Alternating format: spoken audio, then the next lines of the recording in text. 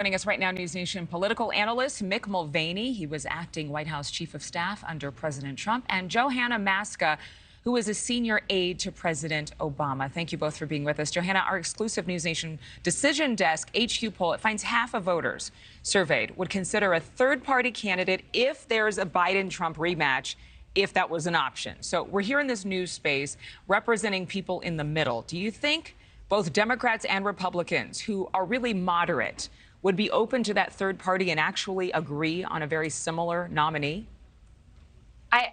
It depends who's in the race.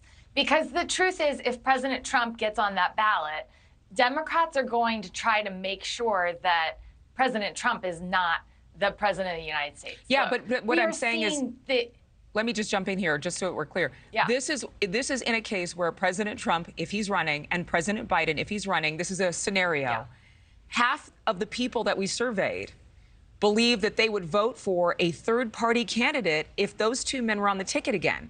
So do you think that this is going to be, and again, we're kind of imagining a whole new world here. We're imagining. Yes, and that's all we can do.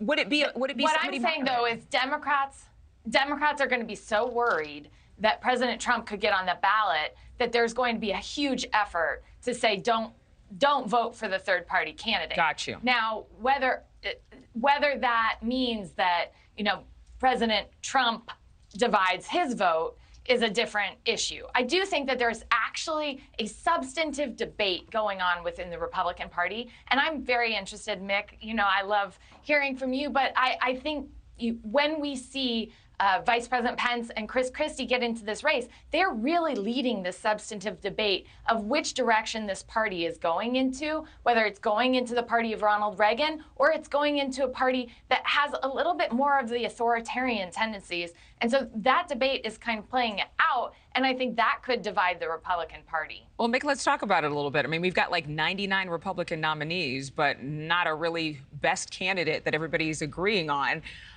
Republicans, obviously, like Johanna was saying, are divided on whether they're going to be tough, no nonsense, or they're going to be more like the Ronald Reagan party of the past. So if Republicans actually were able to galvanize and unite together, wouldn't it make sense to just support one other person other than Trump rather than 75? Sure, and I think that the way I explain it to people is that Trump can be beaten one-on-one because he's going to pull 35 or 40% maximum, and if he's in a two-person race, that's a losing proposition. If he's running against 10 or 12 or 99 people, like it looks like he's going to be doing, that 30 to 35, 40% is going to win every single time, and many of the states are either winner take all or something like winner take all. So yeah, if you sat around and said, how would you beat Donald Trump? It would be to find one person to run against him, and then all of the non-Trump forces in the party, which is probably a majority of the Republican voting base, could get behind that one candidate. The problem, of course, is convincing all the other candidates to get out of the race because they all perceive themselves as being the unique person who can beat Donald Trump.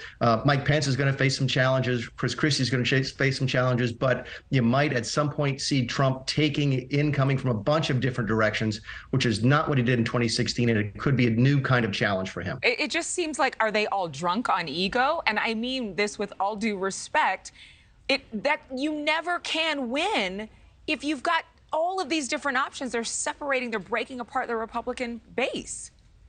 I think the theory is this. I've talked to a bunch of them is, yeah, Trump might win, but if he falls apart, I could be the one to pick up the pieces and I could be the one to sort of be the president. I think Chris Christie's got a very unique perspective on this. He just announced this week that I think he's more interested in taking out Donald Trump first and foremost. That's what he wants to do. If he was credible, if he was likable, maybe that he would have a chance there. But he is competing against an image and a perception of himself of failure. And this is, again, with all due respect, because if you say all due respect, it kind of, it apologizes for any harshness in your tone with the previous statement. At least that's what TikTok says. Johanna, you were jumping in to say something. Yeah, because Adrienne, the one thing I'd say is I remember a former vice president jumping into a very crowded field of Democratic candidates and everyone being like, why are there so many Democrats? And look, you had a robust debate with people who ranged from a millennial generation to the Biden generation. And so, what I would say to Mick's point is you're absolutely right. They have to consolidate at some point, but we're so early in the process that I think it's actually to their advantage to have all of these substantive debates. And they've got a diverse field, which to me is fantastic for voters if they get engaged in the primary process. Thank you for watching. Go to newsnationnow.com to find News Nation on your television provider. And don't forget to click the red subscribe button below to get more of News Nation's fact-driven, unbiased coverage.